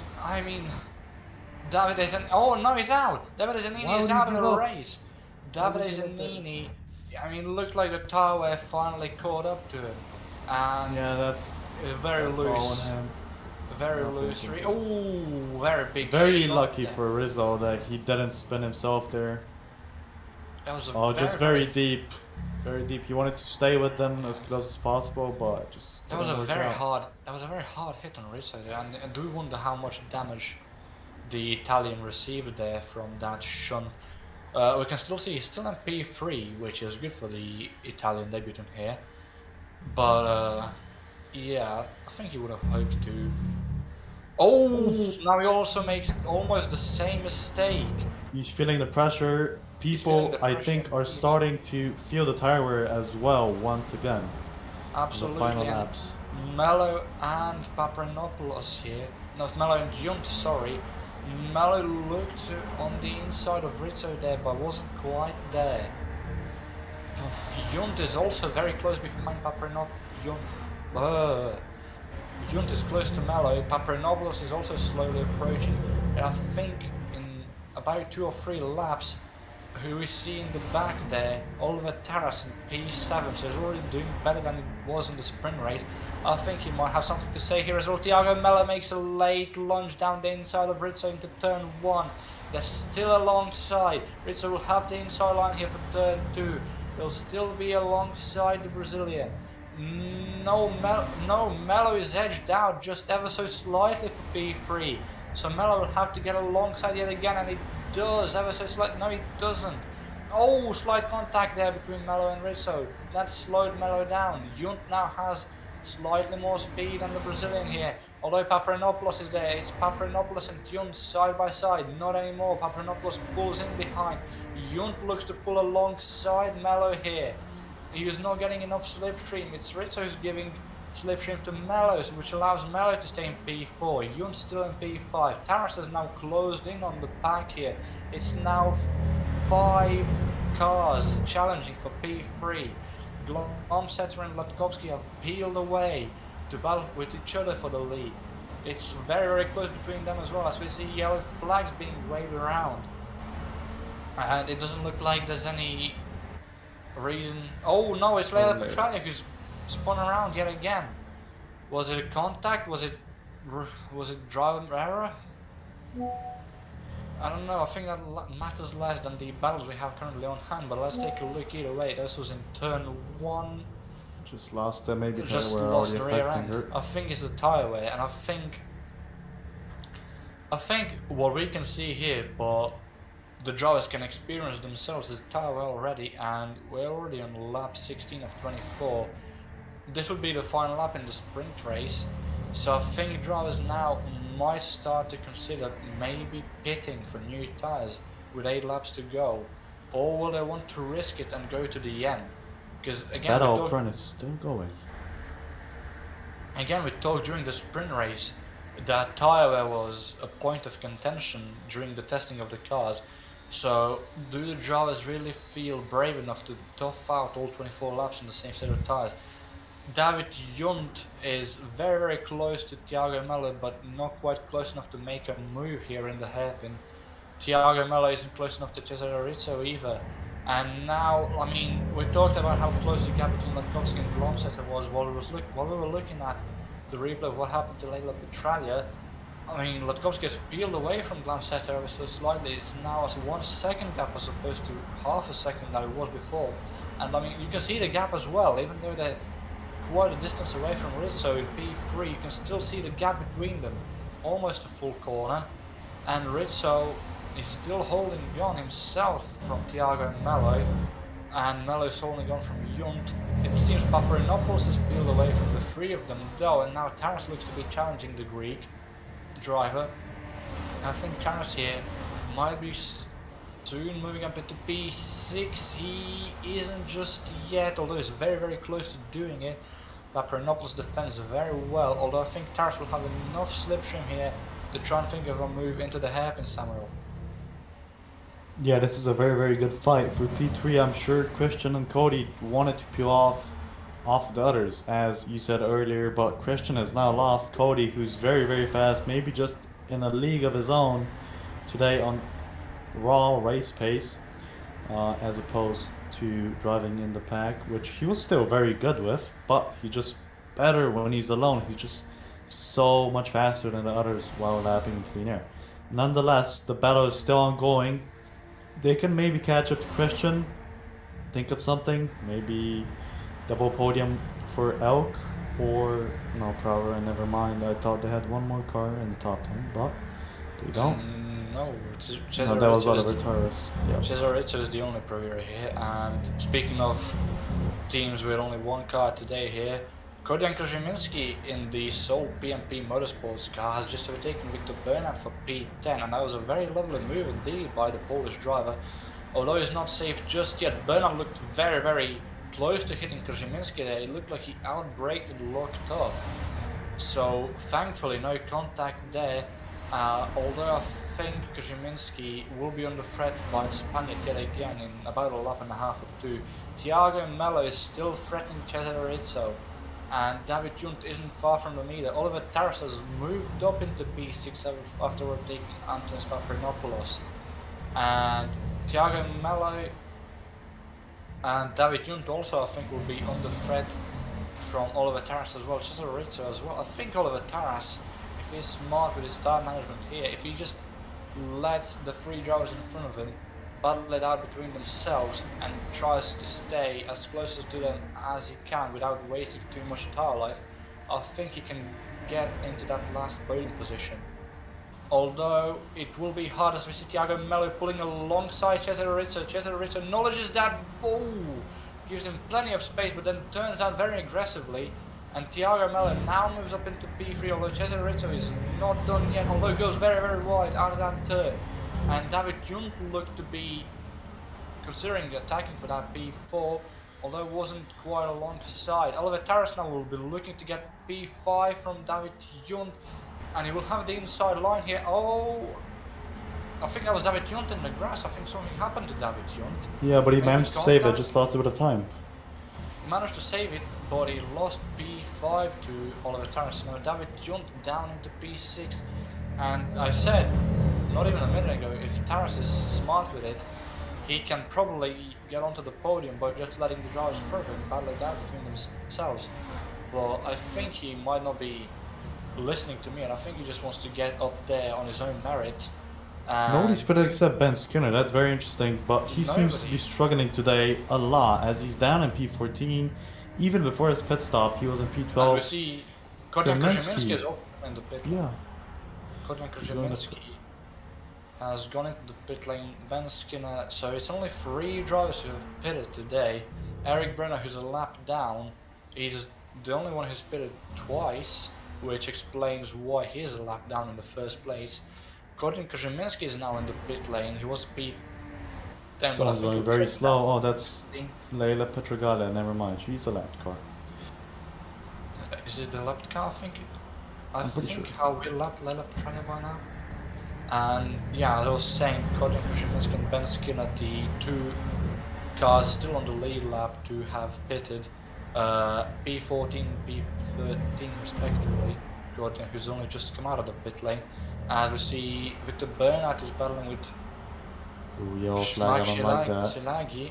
I think that's Magnus.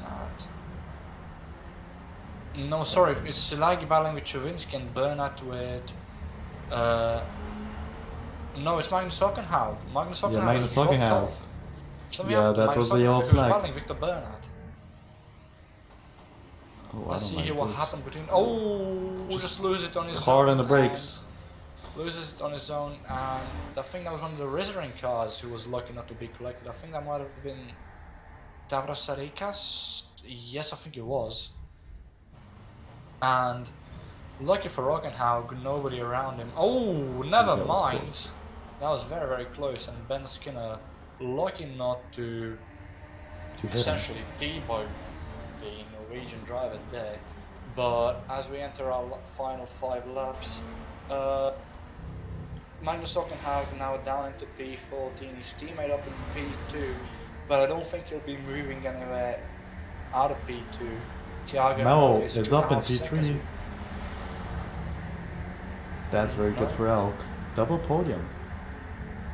Double podium indeed for Elk. Thiago Mello is still keeping that P3 away from Cesar Rizzo, although Oliver Taras is now going to be looking to overtake the Italian in the Provera here.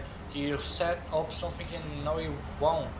He stays behind Cesar Rizzo, thinks better of it. He'll get more slipstream down the front straight is all I can assume here. Although will he be able to, because I think he will be able to, because the gap between Mello and Rizzo here has increased, and I don't think Rizzo is within the slipstream range anymore to Thiago Mello, which leaves him a sitting duck almost for Oliver Taras, especially if he goes into the grass on exit like that. As we see a car exiting the pit lane there, I think that is Magnus Hockenhaug who's just exited the pit lane. So we have 3 drivers now who've gone into the pit lane, which prevented Oliver Taras really from making a move, because Cesar Rizzo used that to his advantage and moved to the middle to dissuade Taras as Hockenhaug goes into gravel. Oh, Mark, did he disconnect again? Silagi. Silagi is out of the race yet again, and that leaves us with 15 drivers only. So I think has That's Mark gonna be Silagi so disconnected unlucky. yet again? No, he pulls into the pit lane. I think he retired of his own volition here. Yeah, I'm assuming so. I don't know why. Or did he mess up I his did pit see stop? I did see him battling with Philip Chewinski. Maybe there was some sort of contact between the two of them, and Magnus Sockenhaug very He's given up. unprofessionally also decides Yep. to call it quits on the race. Yeah, you don't like to see it, but you know you can't do anything about it really. And that now leaves us with only 14 drivers instead. Not much to say about those two incidents. Yeah, Other than not much to say. hopefully less of that moving forwards into the season.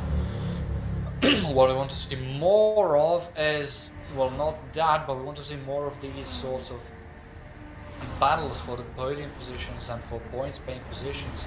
Oliver Taras went very wide there out of the exit of the final turn, which put him quite a bit back behind Cesare Rizzo, and Cesare Rizzo is now very, very far behind Thiago Mello, almost 2 seconds, although not quite. And I think unless Oliver Taras manages to get closer to Cesare Rizzo, this might be how the race turns out in the end. Oliver Taras is trying with all his might. There's still 3 laps to go here. The Englishman is, I think, ever so slightly within the slipstream range of the Italian in front of him, but I don't think it's helping that much. I think he might have wasted too much of his tyres, or maybe not. You go very close there. I think he took that turn better than Cesare Rizzo with Thiago Mello. Thiago Mello, I think he went very. Thiago Pretty Mello sure he went spun too out on his wide own. there. Thiago Mello went too wide there, took too much curb, and he spun out, which leaves Cesare Rizzo now in P3 yet again. So now Oliver Taras will want to push even harder than he did before, because now this is a fight for P3, not for P4. Cesare Rizzo moves up into P3 yet again, and Mello is dropping down like a housefly after being swatted. He's now being challenged by David Young for P6. Paparinopoulos moves up into P5. Paparinopoulos again having a quiet race, but doing the work that he needs to do. Is now into the top 5, and David Young is still challenging Cesare Rizzo, although I want to see what's happening between Taras and Rizzo. Because the gap there is 2 times David Young is challenging Mello, but Taras is challenging Rizzo for P3, so now we have 2 battles with 2 laps to go, really. And I don't know which one to keep an eye on more, because this is a battle for P6 and in front is a battle for P3. David Young is... Oliver Taras, there we go. Oliver Taras is still in the slipstream range of Cesare Rizzo, although I don't think he's quite there yet to try and make a move, although he's getting closer and closer. Ooh, he's very, very close there, the Englishman. And Cesare Rizzo looks to be holding him up. Oliver Taras, I think he'll have enough of a gap here to get slipstream to get alongside Rizzo here on the smaller back straight. No, not quite. It's not long yet. It's not long enough to try and get alongside. He thought about getting alongside there, but didn't have enough speed. He might get alongside here, not quite. Although he's very, very close to doing so. Oliver Taras is still attacking Cesare Rizzo, rounding the final turn, about to enter the final lap of the race. P1 and P2 are all but confirmed, unless something cataclysmical happens to them, really. Rizzo moves to the inside, let Taras take the outside. Is that a good move? Rizzo outbreaks Taras, then moves into the front. So Rizzo keeps P3, smart lovely defending defense there from him. the Italian. Very, very lovely defensive move there from Rizzo. Although he's still under threat from Taras. Taras still has the slipstream, and he might look to get alongside here. He wasn't quite able to do so. Not enough. This is going to be the big challenge. It's going to be the big challenge now. I mean, it all comes down to this backstretch, really, because this is the longest straight on the track, the biggest opportunity to get alongside because of the slipstream. Although I don't think Taras is getting quite enough slipstream as he would have hoped. Rizzo moves to the inside, Deep Taras braking for tries and Ollie. goes very, very wide, and I think Rizzo might have sealed it here. Rizzo might have sealed P3 here, unless he makes a driver error. Very, very As good long as he keeps it effort. calm. Oh, it goes a bit wide. Oliver turns very close. Very, very close between the two still. Latkovsky will win this race, Glomstedt will finish P2, but I want to focus on this battle for P3. As we look at Cody Nikola Latkovsky, double win on debut in OWSS. We Magnificent gave him drive, high to be fair. praises, and with very much deservingly so. Glomstedt will finish P2. I do want to see what's happening between Rizzo and Taras though. Rizzo, I think he'll be able to do it. He'll be able to Filter's not pull going to it be off. enough. It's not going to be enough for Taras. The selection won't be enough. It's And Cesare Rizzo gets his Rizzo. podium on the debut. Cesare Rizzo, the man who stepped in as a reserve driver for Provera today, has managed to seal their first podium, I think, in sim racing in general. Here with a P3 and a good defensive showing, I think the Italian can be very proud of himself. As can Oliver Taras for getting all the way up to P4 from P23. Ben Skinner here is still attacking Stavros Sarikas for P10.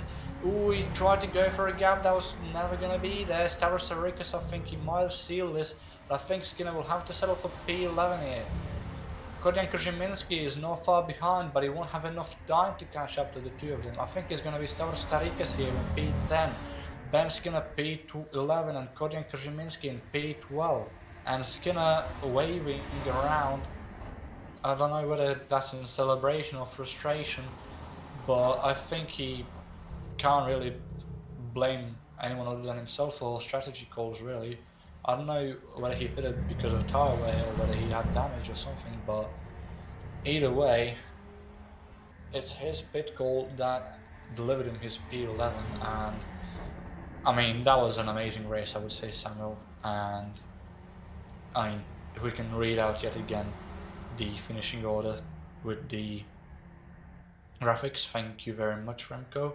It is Cody Nikolatkovsky who opens season 2 of OWSS with a double win.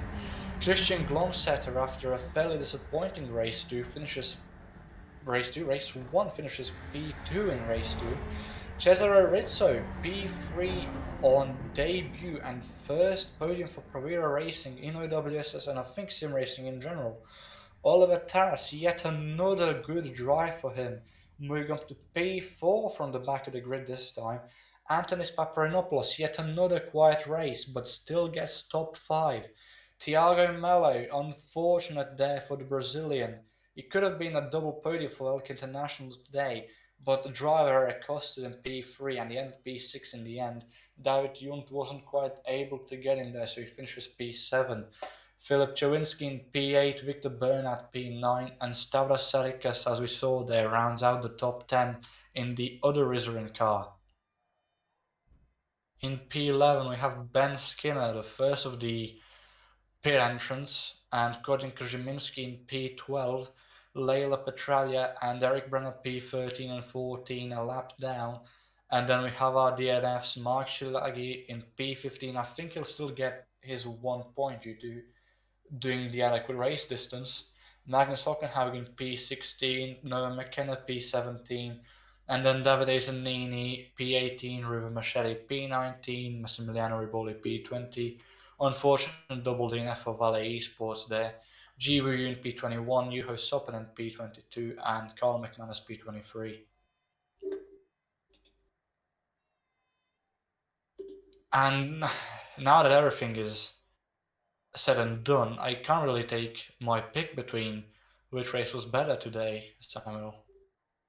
Both races were very entertaining. I'd say at the end this race kind of died out between everyone because a few of the front runners DNF'd. Overall, I'd say the sprint race was maybe more exciting as a whole over the 16 laps than the feature race was. But I liked both races as a season opener. Okayama didn't disappoint once again, but this time there was no rain.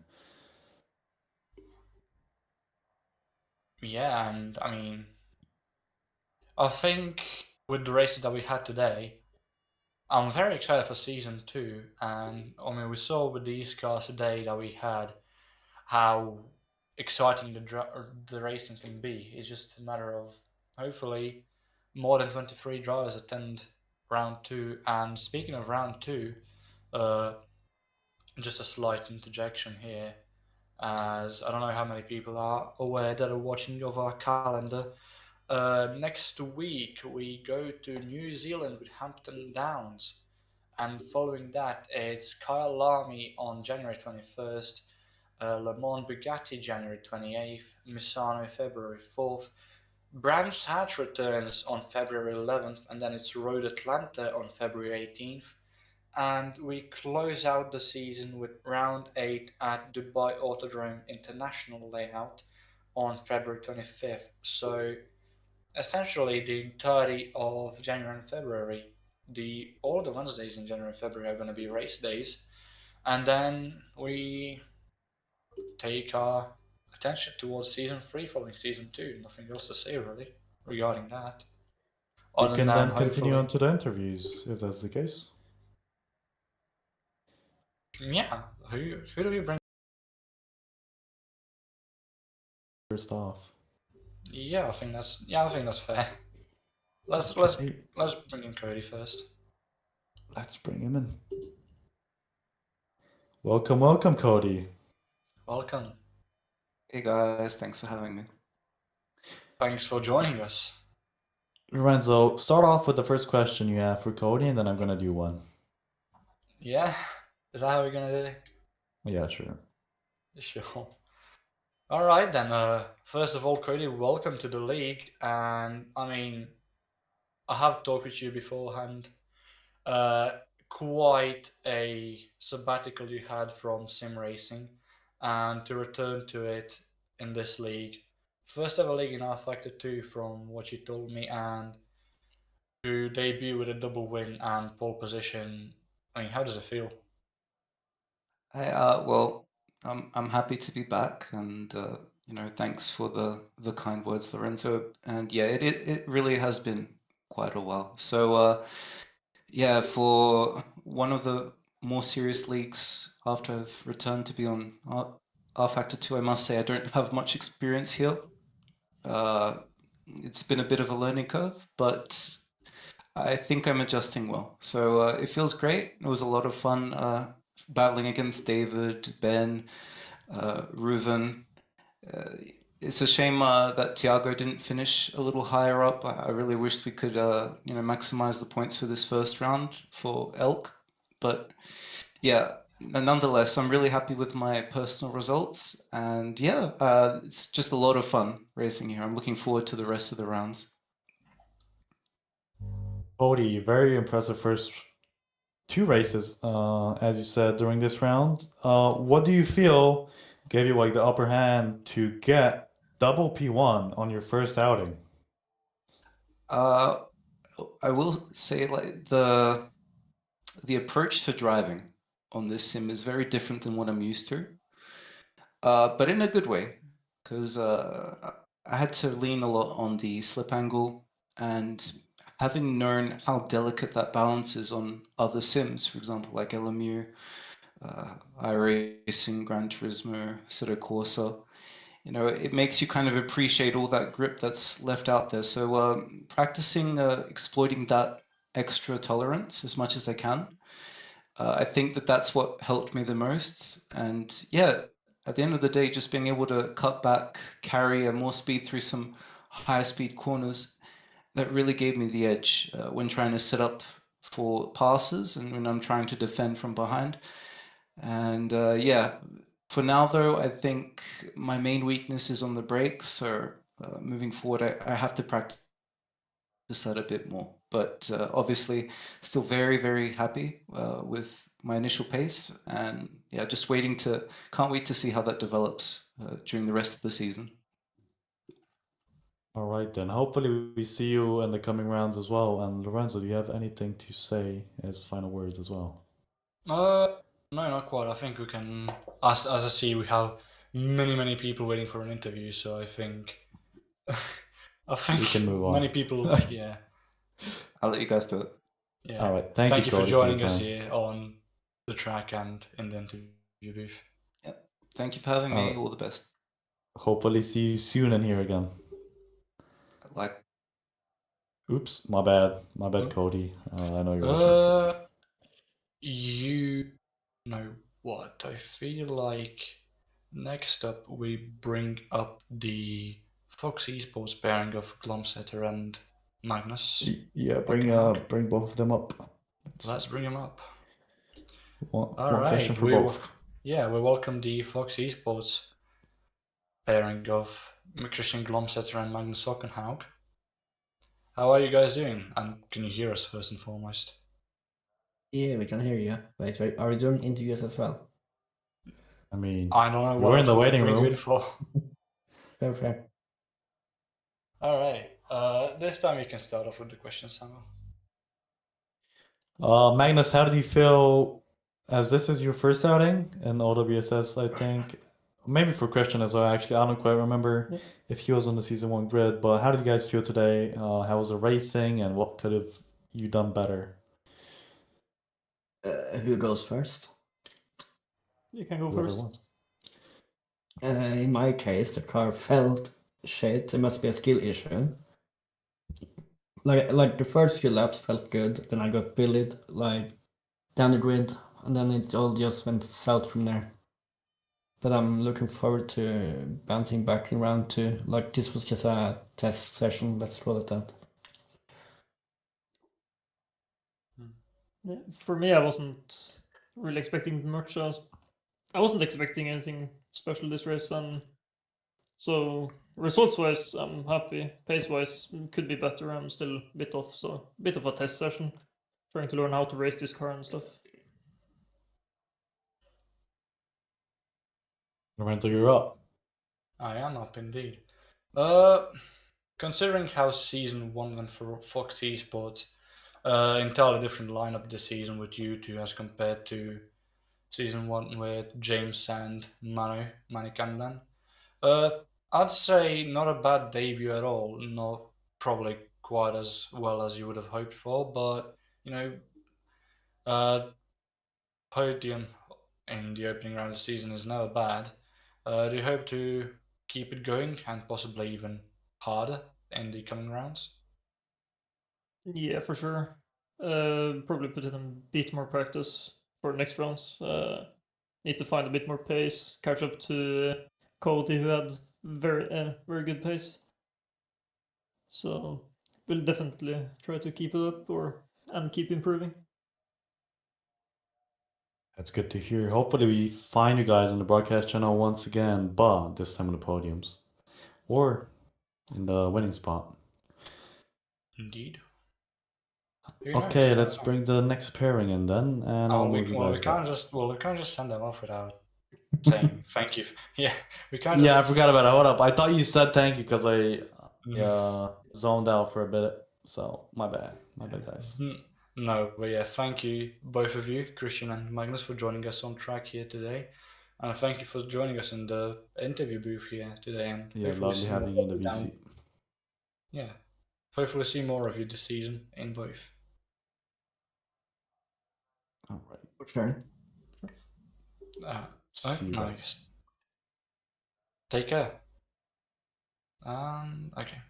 We can bring in who do we bring in next? Philip and Uncle David Yunt. I'd say both of them. I did see Cesarizzo earlier in the VC. He's not in VC. He's not anymore, unfortunately. Well, David is here, Philip is here, and we're both gonna ask them one question separately. Oh. All right. Lorenzo, you begin now. I begin? Yeah. Well, we can't begin without saying hi, so hello to the both of you, Philip and David. Can you hear us? Yeah, I can hear you. Hi. Hello. All right then. Question for both of you, because David, first and foremost, congratulations on P2 in qualifying. Fairly unexpected, but very nice to see. Races, unfortunately, the results weren't as good as qualifying, but were still pretty good results. But Philip, you struggled a bit more than David. How would you describe your races today? I mean, without swearing like Magnus. I mean, no, I'm not gonna swear. I'm just gonna say, like, I believe in that I have some sort of Okayama curse. Like last season, it was bad. I also I remember, struggled, yeah. this year I I remember. had pace. This year I had pace and still struggled in the races. So yeah, I mean, I just need to bounce back. It's just one race. I usually do bad in round one, so yeah, I believe that I can jump off in Hampton Downs. What about yourself, David? Well, I thought like my qualifying was. I'm confused because I'm usually not qualifying guy, and I just managed to get that lap in when like new tire set and just the best lap, and then second. That was kind of the highlight. Like I got confused a lot, of course, by what happened grid. So I was like, why is David not coming onto the grid and he gets teleported to the start? But I mean, I tried to, I don't know, put myself together for race one, but I tried as hard as I could. I just like, PFP, what was it? 5 was not 4 behind Victor, I think. Was like still really good because in the end he could pull me along on a straight, and I was like just wanting to holding on because the tire wear, the sliding, the correct way to drive the car and not like getting the momentum up the hill, it was so difficult. So to be honest, I in the end I was glad race one ended with like P4. Yeah, and you were very close to getting into the top 6, I guess, as well in race 2, but just wouldn't quite have the edge over Thiago there. But I well, I messed up. If I look at the end, like I have this quality that maybe like I'm so careful. Like I see somebody look across and I shouldn't. That if I let them go, I'll get swamped by somebody else. I just get into somebody else's business. But I was like sitting there behind Rizzo and Thiago. Thiago came through, and then Oliver came, and then we were bottled up, and I kind of I don't know, on the inside, I blocked it up as well. Then I felt a bump, got on the grass, lost time. Antonis went through, and then I was so far down, Thiago then spun and was able to recover before I came. So instead of like, maybe if I had, just been careful, or it wouldn't have happened how it happened, I would have been a bit higher than P7, but what should I say? I'm not the best, and P5 and P7, and not dying is a good thing. And I guess Aquila is also gonna be glad since Mark had a shocker of an event. So yeah, it's a shame Mark that he was didn't get a top 10 himself too. double DNF for your teammate. Philip, your teammate didn't do particularly well either today. Would you and both of your teammates be looking to improve on what you put, Philip, as an off round and trying to get into more consistent points, possibly even podiums in I the mean, following 7 races? I mean, I have the pace to do so, and unfortunately, James Knox wasn't able to race today, so that's probably a little bit of a letdown. Like in terms of pace, like Nova only had a few hours to prepare, and she is racing on a controller. So yeah, but yeah, we're just looking to improve for the next races. We know we can do that when we know we can fight for the wins on this grid.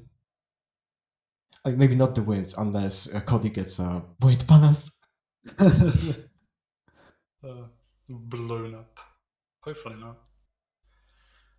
But either Is way, it, yeah, I is it think. my turn now Yeah, to sure. ask? All right. Both we had decently strong performances, but what do you think your season goal is, maybe? What do you want I to can do? begin. Definitely aiming for a win. That's I know I can do that. I can definitely push for that on one of the rounds, and probably like getting close to the top 5 in the championship would be good for the end of the season. You, David? I mean, still again, trying to get Aquila with the good results.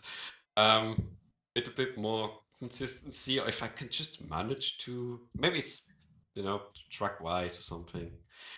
At some points, at some tracks, maybe I could be a bit better and keep it close to the podium or score one and such.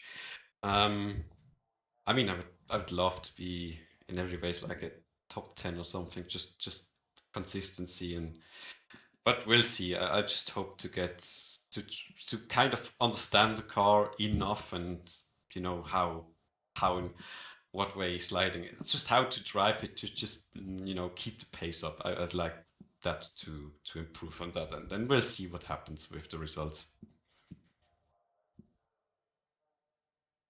All right, Alright then. then. Thank you guys.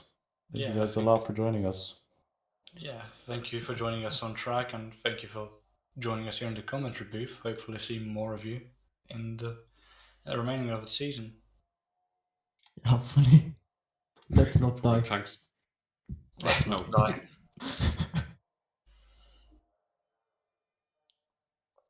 Well, that's interview's over then. I'm going to move you guys back. Yep. Oh, that's the wrong person. Oops. My You bad. moved me! My bad. My bad. Okay, that's gonna be it for today, folks. Thank you for joining us, and have a good night. Have a good night and see you in 1 week at Hampton Downs.